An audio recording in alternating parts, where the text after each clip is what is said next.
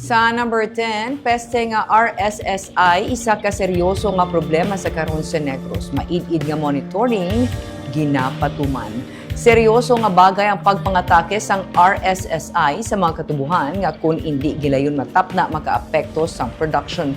Sunod kay Governor Eugenio Jose Lacson, ini nga sitwasyon updan pa sa manubo nga presyo sang kalamay ang labing makaapekto sang sugar industry. Napaidalom na sa state of calamity ang Negros Occidental bangod sang RSSI outbreak kag padayon nga paglaktas sini. May task force na nga magatutok sa problema sa RSSI. Sunod kay Lacson, wala pa nila mapatud kung pilagin ang pondo nga ipain para diri labi na nga June pa lang kag o kung July na kag ang probinsya nagapangamanman batok sa posible kahalitan nga madalas ang bagyo karon nga nagsugod na ang tig-ululan. Padayon nila nga ginamonitor ang kahalitan sang RSSI kag padayon ang pagtuon nila sa mga proposal kung paano labing mapamatukan ang RSSI.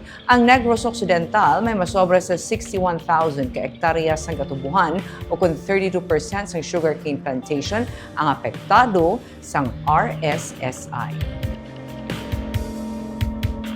I think definitely serious, no? Our crop production will go down and coupled by low prices will definitely serious